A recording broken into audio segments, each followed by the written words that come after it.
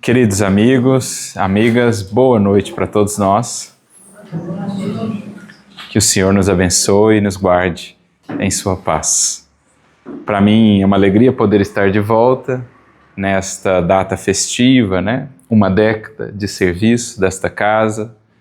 Ficam aqui os nossos votos de muitos anos mais, espargindo luzes e bênçãos nos corações de encarnados e desencarnados, fazendo vínculos, estabelecendo laços nessa que é uma das principais funções do Centro Espírita em nossas vidas.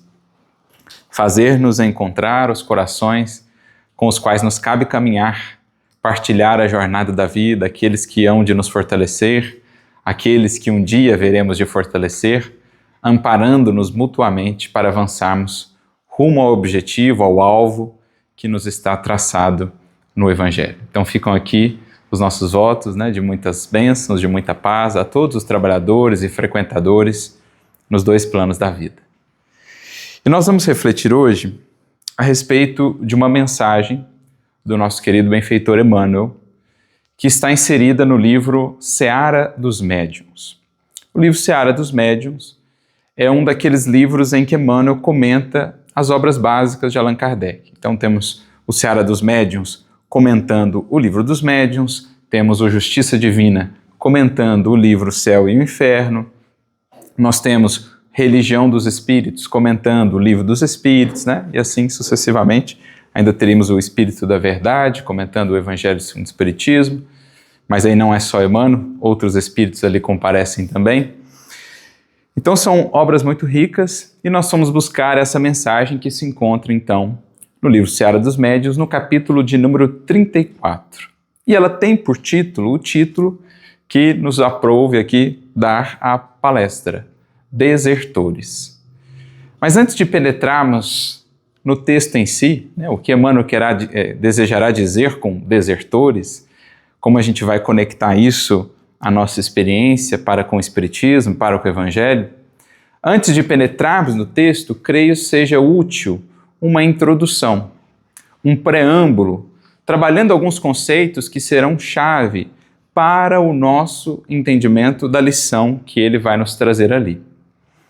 E já que estamos tratando de um livro que comenta o Livro dos Médiuns, vamos justamente neste conceito, o conceito de mediunidade. Na obra citada, o Emmanuel ele comenta em cada capítulo certos trechos do Livro dos Médiuns. No caso desse capítulo 34, ele comenta um trechinho do capítulo 17 do Livro dos Médiuns, em que Kardec e os benfeitores tratam da suspensão da faculdade mediúnica, da possibilidade ou não dessa suspensão, por que motivos, quais as causas que podem estar por detrás da suspensão da faculdade mediúnica. Mas nós queremos aqui abordar a questão da mediunidade em si, ampliando um pouquinho o conceito que dela temos, talvez alguns até já tenham esse conceito também mais ampliado, porque é com essa perspectiva que nós vamos precisar abordar depois o texto de Emmanuel.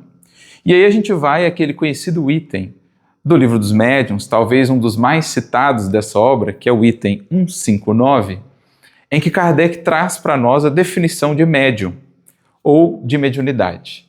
Aí ele vai dizer inicialmente que todo aquele que sente em um grau qualquer a influência dos espíritos é por isso mesmo médium. Todos nós, portanto, somos mais ou menos médiums. Essa é uma das definições que Kardec nos traz.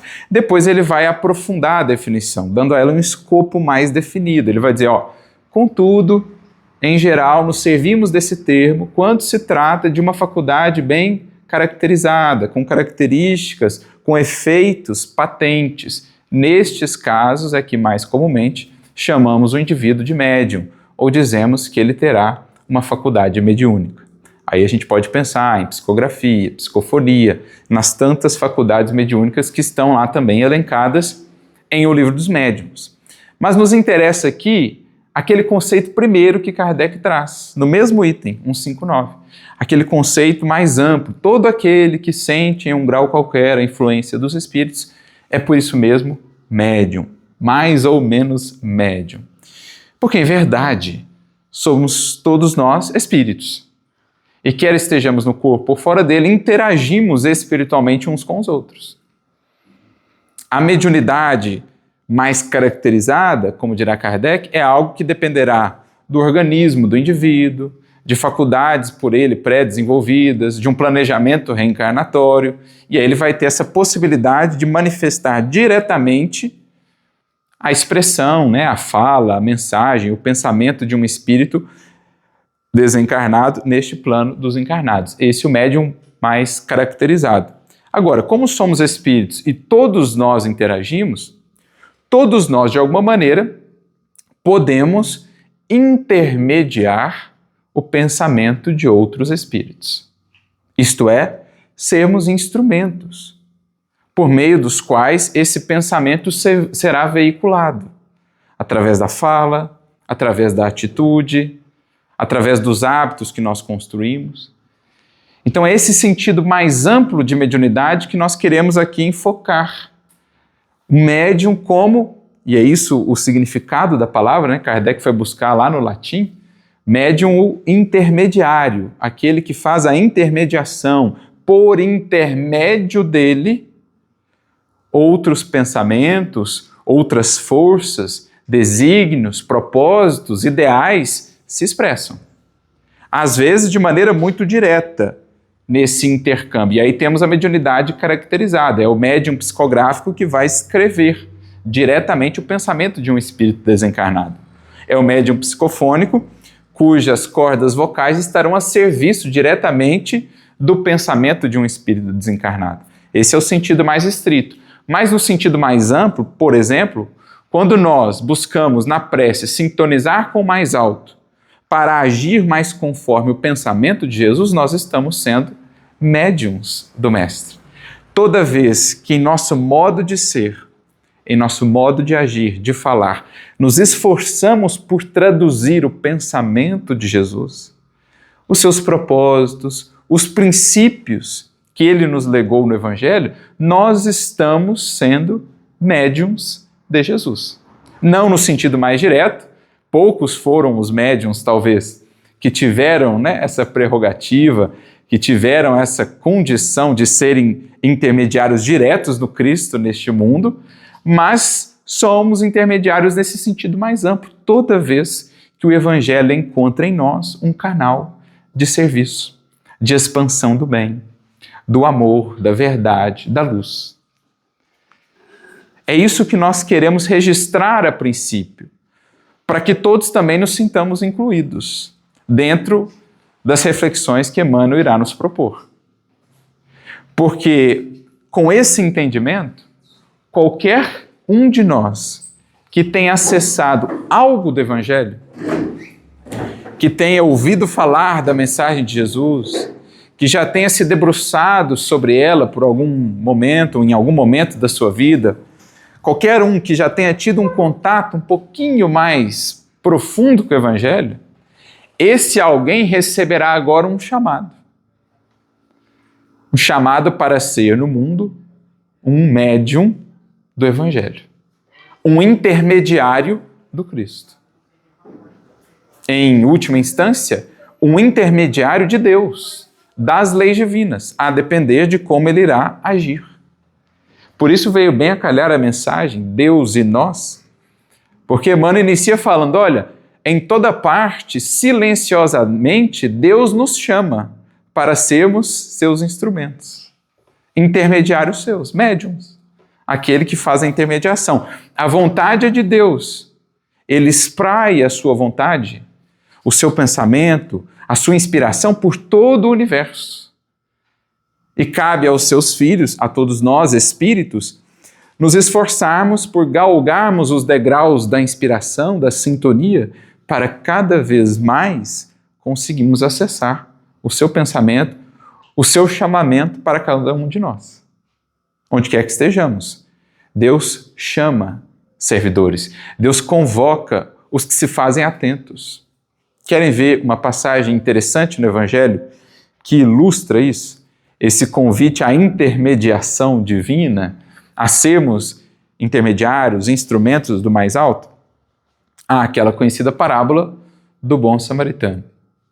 Como sabemos, O eixo central da narrativa gira em torno do homem que estava caído, ali às margens do caminho, no trecho entre Jerusalém e Jericó. E passam por aquele caminho diferentes personagens na sequência.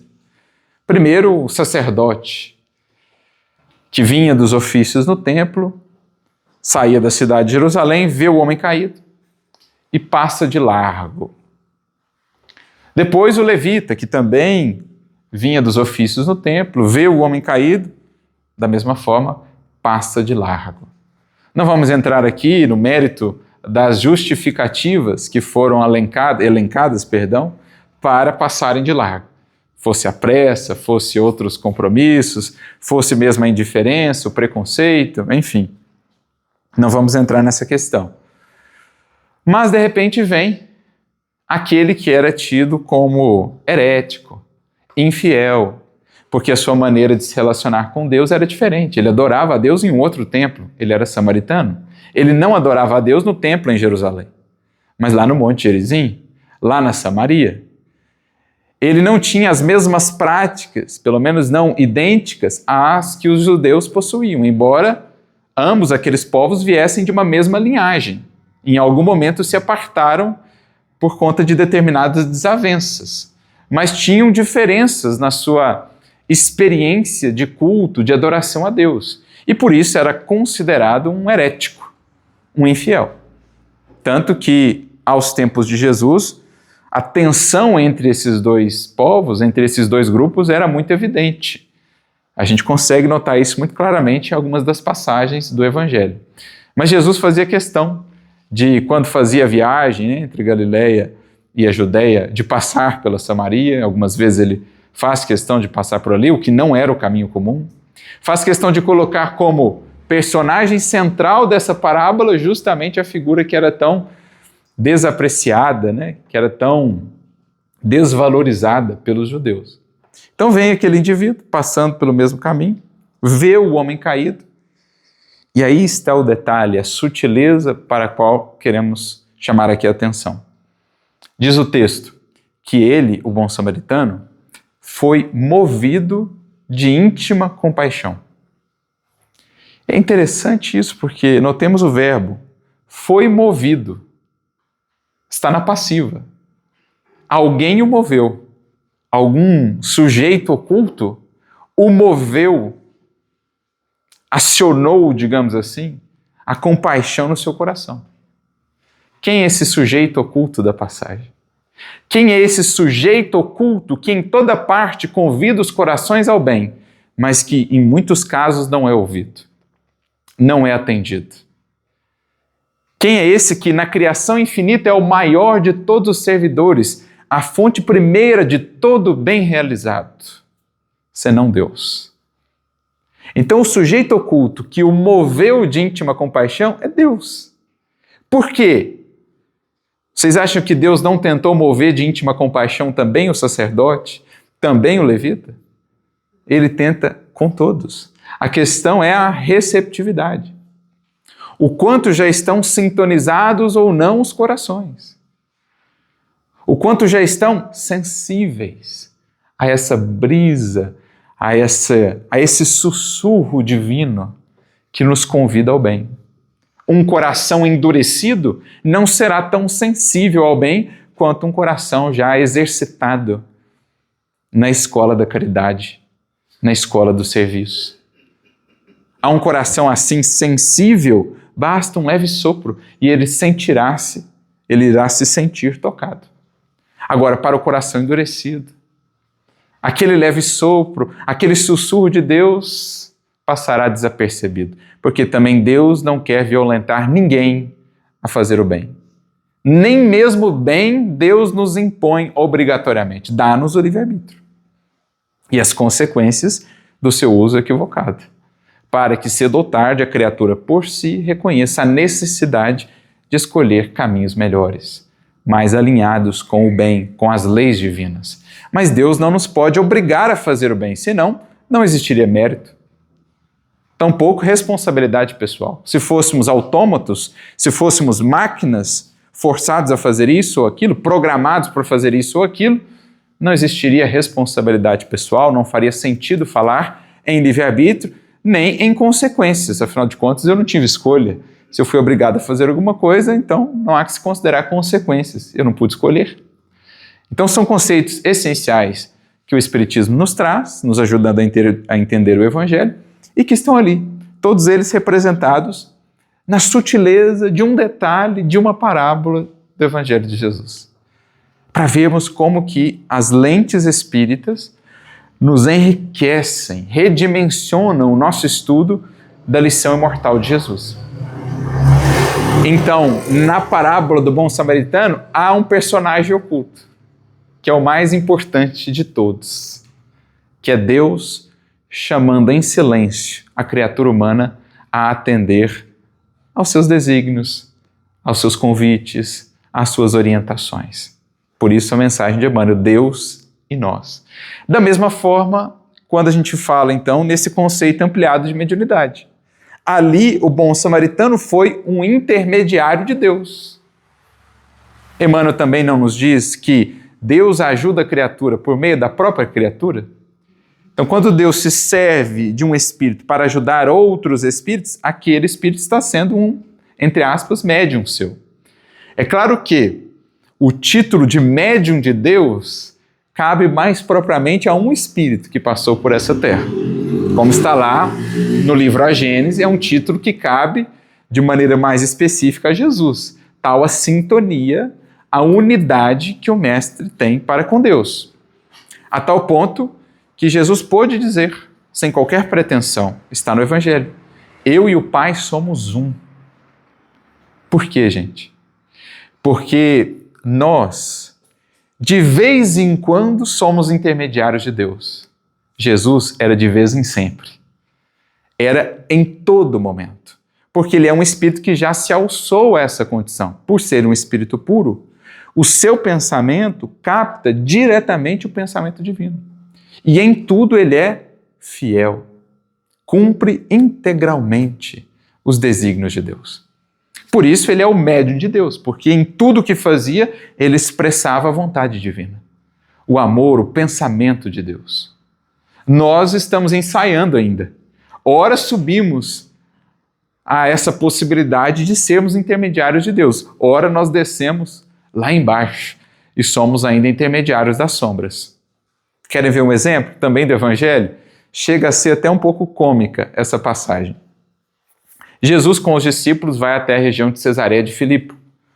E ali eles fazem uma espécie de reunião, porque já havia algum tempo Jesus estava na tarefa pública, e ele já começava agora a preparar o desfecho da sua missão enquanto encarnado. Então ele leva os discípulos para Cesareia, que ficava mais ao norte ali, e ali eles estão conversando e Jesus pergunta para os discípulos, quem dizem os homens que eu sou? Ah, Senhor, uns dizem que és Jeremias, outros dizem que é Elias, outros dizem que é algum dos profetas. Em suma, ninguém estava sabendo muito bem quem era o Mestre. E ele muda então a pergunta, ele diz, e vós, quem dizeis que eu sou? Nesta hora, Pedro entra em ação e diz assim, tu és o Cristo, o Filho do Deus vivo. Jesus volta-se para Pedro e afirma, bem-aventurado és tu, Simão, filho de Jonas, porque não foi nem a carne nem o sangue que te revelaram isso, mas meu Pai que está nos céus. Em outras palavras, Pedro, agora você captou a inspiração lá de cima. Agora você foi um intermediário das forças superiores da vida. E aí Jesus continua ali, na reunião e começa então a anunciar. É a partir dali que ele começa a anunciar que o Filho do Homem seria preso, seria torturado, levado ao Calvário, morreria e ressuscitaria no terceiro dia. É a partir dali, desse momento, que Jesus começa a anunciar a sua prisão e o desfecho que nós conhecemos. Quando ele anuncia isso, o mesmo Pedro, que instantes antes havia sido elogiado por Jesus, por ter captado a inspiração superior, chama Jesus num cantinho à parte e começa a, vamos dizer assim, repreender Jesus. Olha a ousadia, a coragem. Não, mestre, imagina. Não vai ser do jeito que o Senhor está falando. Deus não vai permitir. Nessa hora, Jesus volta-se para Pedro e tem uma das falas mais firmes do Evangelho. Imagina só o choque de Pedro. Imagina a feição dele, porque Jesus disse assim: afasta-te de mim, Satanás. É daí que vem a expressão no latim, vade retro, vai-te, afasta-te de mim, Satanás, porque falas segundo as coisas dos homens e não segundo as coisas de Deus.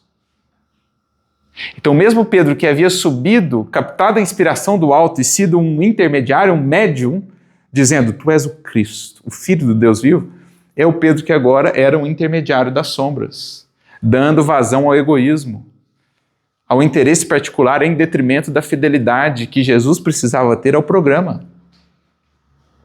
Queria que Jesus contasse com algum privilégio, alguma proteção particular. Imagina, Deus não vai permitir. Quando o mestre sabia muito bem qual era o programa divino para ele. Então ele diz, afasta-te de mim, Satanás. Então, num espaço de alguns minutos, Pedro foi do céu ao vale. E não é assim conosco. Há momentos na vida em que somos médiums de forças sublimes. Somos instrumentos do bem, do amor, do esclarecimento. Passados alguns instantes, somos instrumentos das sombras, dando vazão ao nosso velho egoísmo, ao nosso interesse pessoal, às vaidades, às ilusões, sendo insuflados, por espíritos que também não nos querem ver progredir. Então a gente oscila na nossa experiência de mediunidade. Por isso ainda não somos, como Jesus, um médium de Deus, mas um dia seremos. Por ora, ensaiamos. Esse é um conceito chave que nós precisamos, então, guardar conosco. Por quê? A partir dele, nós vamos entender qual o programa do Evangelho para cada um que com ele tem contato. Há algum tempo eu lia uma outra mensagem do Emmanuel, até usei ela numa palestra. Essa mensagem está no livro Taça de Luz, capítulo 20, e tem por título Atendamos ao Senhor. Veja só, no imperativo, Deus convida, Ele não força, Ele não impõe, mas à medida que a consciência se esclarece, cada vez mais ela reconhece que aquilo é um dever. Atender a Deus, atender à lei divina. Nas faixas da ignorância, sequer considerávamos isso. A importância das leis divinas, o conhecimento de nós mesmos, o entendimento da realidade espiritual da vida, isso aí estava relegado a um segundo plano, sequer participava das nossas cogitações. Mas a vida é progresso e de uma maneira ou outra a gente vai recebendo luzes, seja pelas experiências, seja pelo contato com outros espíritos, encarnados, desencarnados, a gente vai recebendo o conhecimento. E o conhecimento vai acendendo a chama da consciência.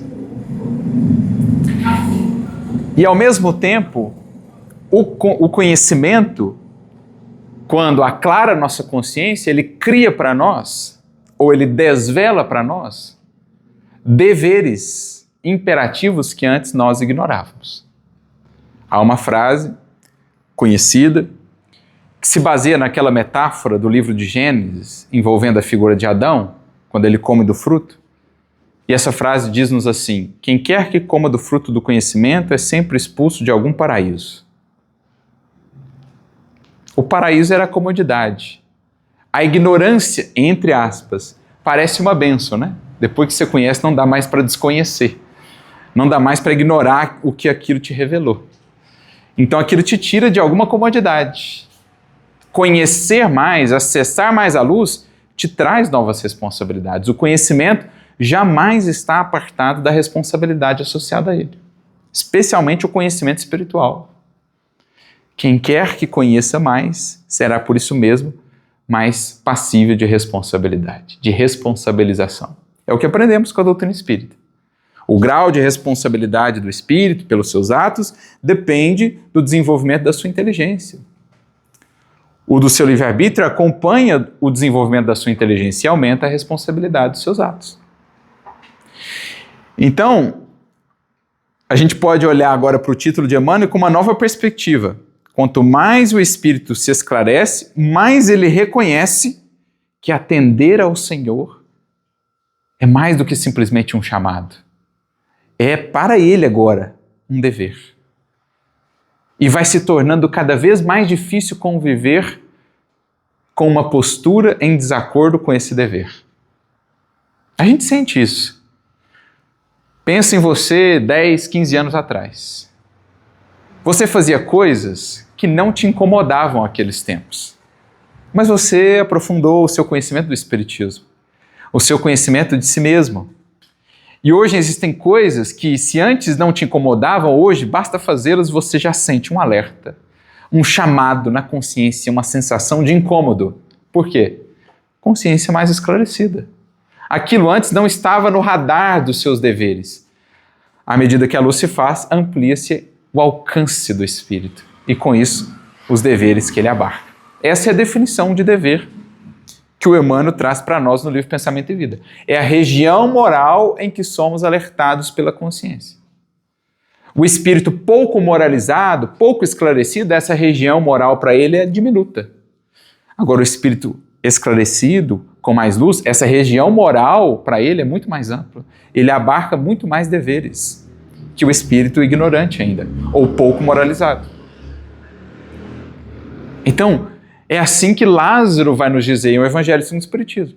O dever cresce e irradia sob mais elevadas formas em todos os estágios superiores da humanidade. O que ele quer dizer com isso? Quanto mais o espírito galga os degraus da evolução, maior para ele é o dever perante a lei divina. É o princípio que está consagrado no Evangelho. A quem muito foi dado, muito será cobrado, em termos de compreensão da lei divina.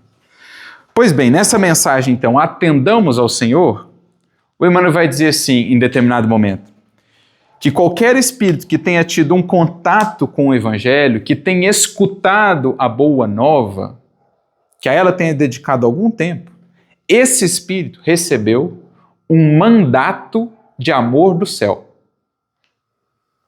A palavra é forte, mandato. Você foi incumbido, você recebeu uma incumbência do céu. Qual é? Seja um intermediário do Evangelho no mundo. Seja no mundo um instrumento por meio do qual os princípios do Evangelho, as inspirações superiores da vida possam fluir, chegar a outras vidas, a outros corações, tocar outros espíritos. É um mandato. Já não é mais meramente um chamado, porque o chamado vem de fora, os espíritos nos chamam, Deus nos chama, e quando vem de dentro? Aí não é mais chamado, aí é mandato, é a consciência que está dizendo, e você, se tem uma coisa com a qual nós vamos ter de conviver para o resto da eternidade, essa coisa é consciência. Se tem um lugar onde nós vamos morar para sempre, não é aqui Nova Europa, São Carlos, São Paulo, é a nossa mente. Dela não fugimos. Não dá para fugir. Vai se tornando cada vez mais incômodo saber algo da mensagem de Jesus e agir em desacordo. Quanto maior essa lacuna entre o que o Espírito divisa de deveres, de compreensão da lei divina e o que de fato ele faz, mais incômodo interior ele sente. Por isso que ele vai compreendendo que aquilo é um mandato, não dá mais para seguir como era. E isso serve para quê? Para impelir o espírito a progredir.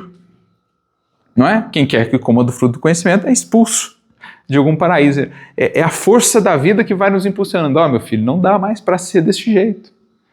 Outrora você agia assim e aquilo nem te incomodava. Hoje basta você pensar em fazer, aquilo já te incomoda. Mandato. E aí ele segue nas suas considerações para, no último parágrafo dessa mensagem, dizer assim: é claro que existem no mundo os falsos profetas, cujas ações, muito comprometem a sociedade e tal, e os fazem também responsáveis ou passíveis de sofrer as consequências perante a lei divina. Então Jesus, lá no Evangelho, no sermão profético, ele nos acautelou com relação aos falsos profetas, dizendo, cuidado com os falsos profetas, porque existirão em todos os tempos, e especialmente em tempos mais tumultuosos como os tempos de transição. Acautelai-vos. Em outras palavras, ponderação, discernimento, lucidez. Agora, o falso profeta, aquele que engana, seja por interesse, seja por se comprazer de fato no engano, né? no mal, seja por qualquer outro motivo, esse espírito que não está comprometido com a verdade, com o esclarecimento, ele se faz passível das consequências perante a lei. Cedo ou tarde há de colher o que semeou. Seja essa falsa sementeira no âmbito da religião, seja no âmbito da filosofia, seja no âmbito da política, seja no âmbito qualquer que seja do mundo. Agora, o Emmanuel faz-nos um alerta, ele diz assim, mas não pensemos tanto, ou não acreditemos que esses são os falsos profetas mais perigosos para nós. Porque ele diz, de todos os falsos profetas, o mais lastimável e o mais infeliz é o aprendiz do Evangelho em fuga dos testemunhos que lhe cabem. Porque às vezes a gente pensa no falso profeta sempre como aquele que está lá fora, né? E às vezes a criatura de fato estará muito enganada, gerando muito prejuízo para si, para a sociedade, mas ela não terá 10%, 30% do entendimento do Evangelho que talvez nós já tenhamos com o Espiritismo. E aí a questão, a lente se volta para nós. Será que nós não somos mais responsáveis até pelos nossos desvios, pela não aplicação do Evangelho, do que a criatura que está lá, às vezes, né, num ambiente mais público, com um alcance mais amplo, mas que ignora o Evangelho, que está semeando lá a falsidade, a incompreensão? Será que nós, conhecendo o Evangelho, não teremos mais responsabilidade no âmbito da nossa ação? Então, Emmanuel traz a questão dos falsos profetas para nós, dizendo, olha, em outras palavras, né? Toda vez que você, tendo falado tanto sobre caridade, foge de aplicar a caridade, você está sendo um falso profeta. Nós que estudamos tanto sobre o perdão, dele falamos em nossas palestras, em nossos estudos, ou nos livros sobre os quais conversamos, quando eu tenho a ocasião de perdoar e fujo ao perdão, eu estou sendo um falso profeta. Porque eu estou contradizendo aquilo que deveria encontrar em mim um veículo. Ao invés de ser um médium daqueles valores, daqueles princípios, naquele momento eu estou sendo uma barreira. A lição do perdão deveria encontrar em mim uma intermediação para chegar a outras vidas. Mas aí eu fecho o coração ao perdão, eu sou um obstáculo, não um médium. A lição da caridade deveria encontrar em minhas mãos, em meu olhar, um canal por onde pudesse chegar a outras vidas. Mas se eu fujo à caridade me entregando à indiferença, eu estou sendo um falso profeta. Eu estou criando um obstáculo e não sendo um intermediário da caridade no mundo. Toda vez que agimos em desacordo a um princípio do Evangelho, ao invés de sermos médiums desses valores, princípios e inspirações, estamos sendo obstáculos, portas cerradas, falsos profetas. Então, um alerta impactante de Emmanuel, que nos faz refletir sobre a nossa interação real com a mensagem de Jesus. Essa foi a introdução, toda a consideração que nós queríamos trazer antes da mensagem propriamente, porque agora vai ficar mais claro para nós o que Emmanuel desejará dizer com desertores. Porque quando a gente ouve a palavra desertor, geralmente a gente pensa no quê? É uma palavra muito comum, por exemplo, no contexto militar, né? Aquele que desertou o seu posto, que desertou do combate. No âmbito militar, isso é até considerado um crime. Mas a gente também pode expandir isso para outras áreas da vida. Aquele que desertou de uma causa, desertou de um cargo, de um compromisso, de um dever, de um ideal. E aqui a gente já vai conseguir alcançar a que desertores Emmanuel se refere. Lembra do mandato do céu? Pois bem, existem muitos que desertam dele, conhecendo o Evangelho, mas fugindo da sua aplicação. Conhecendo a doutrina espírita que expande o entendimento do Evangelho, mas fugindo da devida aplicação. Basta lermos, por exemplo, os primeiros capítulos do livro Os Mensageiros de André Luiz. Quase todos eles são dedicados a ilustrar casos de espíritos que desertaram dos seus deveres para com o espiritismo numa encarnação que foi programada para isso. Eram médiuns, oradores, esclarecedores de espíritos que vieram ao mundo para isso, mas que desertaram. E comentam então o alto preço que pagavam em remorsos, na sensação do tempo perdido, da oportunidade desperdiçada. São desertores que pelo menos tiveram ali a coragem e a humildade de voltar para contar as suas histórias, a fim de que nós, os que aqui estamos agora em tempo de sermos fiéis, não desertássemos também. Então vale a leitura. Recordamos-nos aqui daquele caso, né, que envolve nosso querido Eurípides Barçanufo, que está registrado no livro A Vida Escreve,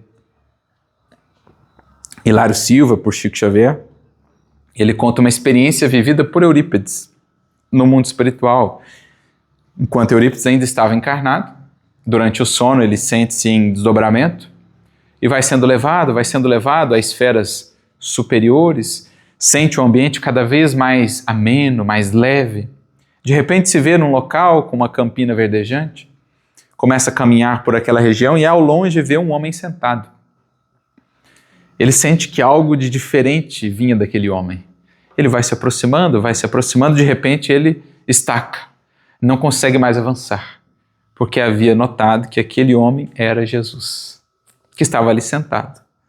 Ele observa melhor e nota algo ainda mais impactante. Jesus chorava. Eurípides não consegue conter a emoção, cai de joelhos, também em lágrimas. Diz Hilário Silva que Eurípides desejaria ser um cachorrinho para estar aos pés do mestre, lhe proporcionando alguma consolação. Mas criando coragem em si, ele ergue a fronte, olha para Jesus e pergunta: por que choras, mestre? Não é respondido na primeira indagação. Mais uma vez ele insiste: choras pelos descrentes do mundo?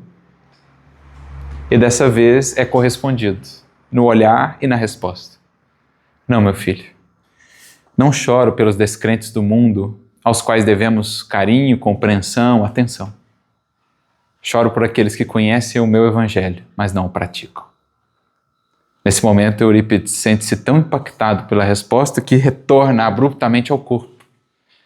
Desperta noite alta no corpo físico e ali estabelece para si uma promessa: servir o mestre até o último suspiro. Assim o fazendo quando desencarna na pandemia de gripe espanhola em 1918. Então, é a fala de Jesus.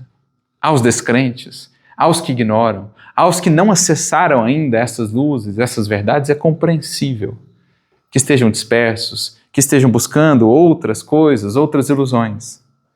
Agora, aos que já conhecem, e às vezes há tanto tempo, há tantas encarnações, em nosso caso com tanta profundidade, com o Evangelho explicado pelo Espiritismo, é por esses que o Mestre chorava. Por isso, na mensagem então que mencionamos no início, desertores, Emmanuel nos dirá assim: médiuns desertores não são apenas aqueles que deixam de transmitir com fidelidade sinais e palavras, avisos e observações da esfera espiritual para a esfera física. Então ele está trazendo para nós a seguinte consideração: olha, nós não vamos falar aqui apenas dos médiuns ostensivos que faliram ou que estão em falência, nós queremos pensar num sentido mais amplo de mediunidade, aquele que nós abordamos no início. De criatura a criatura flui a corrente da vida. E todos nós, encarnados e desencarnados, de qualquer condição, estamos conclamados a lutar pela vitória do bem eterno. Então ele traz essa ideia de corrente da vida, que flui de criatura a criatura, e que, no fundo, toda a corrente do bem, da verdade, procede do mesmo manancial na criação infinita, de Deus, causa primária de todas as coisas. Mas essa corrente de amor, esse manancial pede o quê? Com portas abertas. Vasos purificados, que possam ser utilizados no transporte dessa água da vida. O amor, o bem. Então é preciso que a criatura queira ser esse intermediário, queira fazer essa intermediação. Não por acaso Paulo trabalha muitas vezes nas suas epístolas o símbolo do vaso. Ele próprio foi denominado, o vaso escolhido, não porque era privilegiado, mas porque escolheu, a partir da sua conversão, servir com Jesus até o fim, por isso escolhido, aquele que escolheu. Mas ele dizia em vários momentos nas suas epístolas que cada um saiba possuir o seu vaso em santificação e honra. O que ele quer dizer com isso? Que cada um se esforce por se purificar para ser um vaso utilizado pelo alto, para ser um intermediário dessa corrente do bem, do amor. É preciso que esse vaso se apresente útil, se apresente habilitado a transportar essa água da vida sem contaminá-la, sem depreciá-la. Há uma passagem muito bonita do Evangelho. Hoje mesmo, pela manhã, nós limos em nossas leituras matinais lá em casa. Está no livro de Atos dos Apóstolos, no capítulo 19, versículo 11, quando diz assim o texto: "E Deus, pelas mãos de Paulo, fazia maravilhas extraordinárias." O Emmanuel vai comentar esse versículo. E ele vai falar assim: quantas não são as pessoas que fixam o apóstolo glorificado, que só veem, o final da carreira, ele lá no ápice do testemunho, da vivência e tal, a grandiosidade do que ele fez pelo cristianismo, pelo evangelho. Quantos, no entanto, diz Emmanuel, refletem no quanto custou a ele purificar as mãos para ofertá-las a Deus? Porque atentemos o detalhe do evangelho. Não está dito que Paulo fazia maravilhas extraordinárias. Está dito que Deus, pelas mãos de Paulo, fazia maravilhas extraordinárias. Então a criatura vê Paulo, olha que extraordinário, mas não medita, não reflete no quanto custou a ele purificar as mãos para ofertá-las a Deus como instrumentos. Então, quando se diz que ele é o vaso escolhido, por conta da magnitude do trabalho que ele fez em si, purificando-se para ser um vaso para o Cristo. Um médium, um intermediário fiel de Jesus, do Evangelho. Então, de criatura a criatura flui essa corrente da vida e nós estamos conclamados a lutar pela vitória do bem, ao bom combate. Desse não podemos desertar. Temos de desertar, temos que abandonar todos os combates ilusórios desse mundo. Os combates da vaidade, os atritos da ilusão, das paixões, esses combates todos precisamos deles desertar. Da violência, da agressividade. Agora, há um combate do qual não podemos desertar. O bom combate, pela conquista de nós mesmos, pela transformação do mundo para melhor. A esse estamos conclamados, pelos clarins do Evangelho, pelos clarins do reino. Diz Emmanuel, então, desertores são igualmente, não só o médium, que teve a faculdade mediúnica suspensa porque se desviou moralmente, que abandonou o exercício da faculdade porque foi se entregar a ilusões. Não só este é um desertor, também são desertores os que armazenam o pão sem proveito justo, convertendo cereais em cifrões vazios. Recursos no mundo, gente, são empréstimos que deveriam fluir através de nós para alcançar outros corações. O excesso a que muitos se entregam, um acúmulo exacerbado, será depois a aflição de não ter sido um intermediário de tantas benesses para outras vidas por meio dos recursos recebidos. É aquela parábola, comentávamos ontem no estudo do livro Vinha de Luz, a parábola do rico insensato. Seus celeiros produziram enormemente, seus campos produziram enormemente.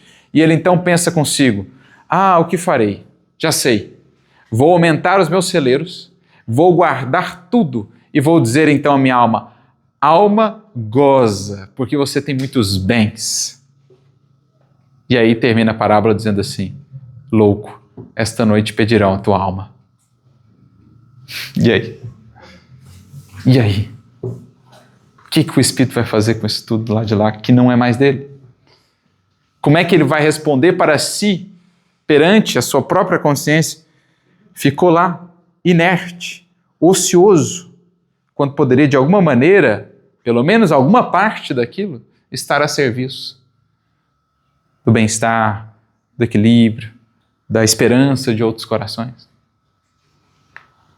Então, alguém que desertou também. Os que pregam virtudes religiosas e sociais, acolhendo-se em trincheiras de usura. É o caso lá do Emmanuel, do falso profeta. Fala em evangelho, em desinteresse, em desapego, mas a sua vida é um atestado em contrário do que ele fala. Então ele é um falso profeta dele mesmo, porque no fundo ele tenta enganar a si próprio. A consciência trabalha com alguma coisa já que ele recebeu de luz, mas a vida transmite uma outra mensagem, diferente da mensagem transmitida pelo Verbo. Os que fecham escolas escancarando prisões, aquele que recebeu, por exemplo, o Ministério da Administração Pública, que deveria zelar mais pela educação, que é a prevenção, do que o contorno do problema já ocorrido, Que aí a gente amplia presídios, porque também não trabalha naquilo que evitaria a necessidade de tantos e tantos presídios. Os que transformam as chaves da ciência em gazuas douradas. A ciência que deveria estar a serviço do esclarecimento, muitas vezes se torna um pedestal de orgulho, de prepotência, de soberba. A inteligência que não serve humildemente acaba se perdendo nas tramas da vaidade. Os que levantam casas de socorro, desviando recursos que deveriam ser aplicados para sanar as dores do próximo. Os que se entregam à corrupção são desertores do chamamento do bem público, do bem à coletividade. Os que exterminam crianças em formação, garantindo a impunidade no silêncio das próprias vítimas. O aborto, que cresce, que se expande, gerando tantos dramas e tantas dores que um olhar puramente material para o mundo não consegue alcançar. As mães que sem motivo emudecem as trompas da vida no santuário do próprio corpo, embriagando-se de prazeres que vão estuar, que vão dar na loucura. Os que aviltam a inteligência vendendo emoções na feira do vício. Em nossos tempos de conectividade, em que é tão mais acessível hoje alguém poder falar a muitas pessoas, Isso antes não era tão acessível assim. Hoje, com uma rede social, você pode influenciar dezenas, centenas, milhares, às vezes milhões de pessoas. E qual será o teor dessa influência?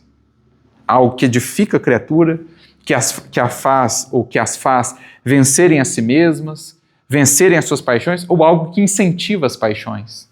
A escravidão, à matéria, aos sentidos, aos gozos ilusórios?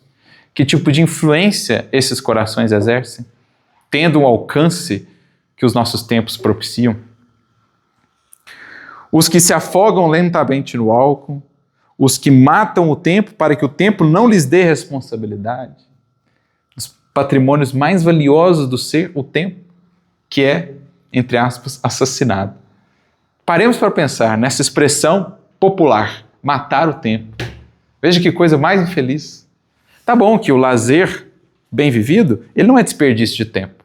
O lazer, no justo equilíbrio, o momento de descanso, de repouso, é útil, faz parte da vida. Agora, matar o tempo, nós sabemos do que se trata, especialmente em nossos tempos. Horas e horas rolando um feed infinito, do qual saímos quase sem nenhuma edificação. Para um livro edificante que nos leve à profundidade, nunca temos tempo. Para ouvir as notícias, as fofocas do mundo, há tempo de sobra. Para uma conversa edificante que traga crescimento para nós, os que estamos envolvidos, nunca temos tempo. Mas para séries e mais séries, vídeos e mais vídeos de entretenimento, sempre há tempo de sobra. Matar o tempo. O patrimônio mais valioso que o Espírito tem aqui. Há espíritos do lado de lá clamando por algum tempo nesta terra, enquanto que aqui estamos, às vezes, o desperdiçamos. Perguntaram certa feita a Emmanuel, como ele sabia tanto do Evangelho, sendo ele um espírito tão ocupado. Quanta fecundidade em torno daquela alma. E ele disse apenas, meu filho, é que eu aproveito a bênção dos minutos.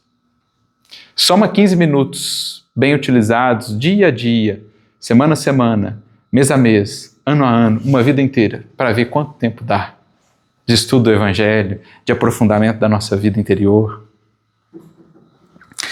Os que passam as horas censurando atitudes de outrem, olvidando os deveres que lhes competem. Os que andam no mundo com todos os desejos satisfeitos. A criatura não aceita, não conhece um não. Ela não reconhece ainda que a verdadeira liberdade não é dizer sempre para si, sim.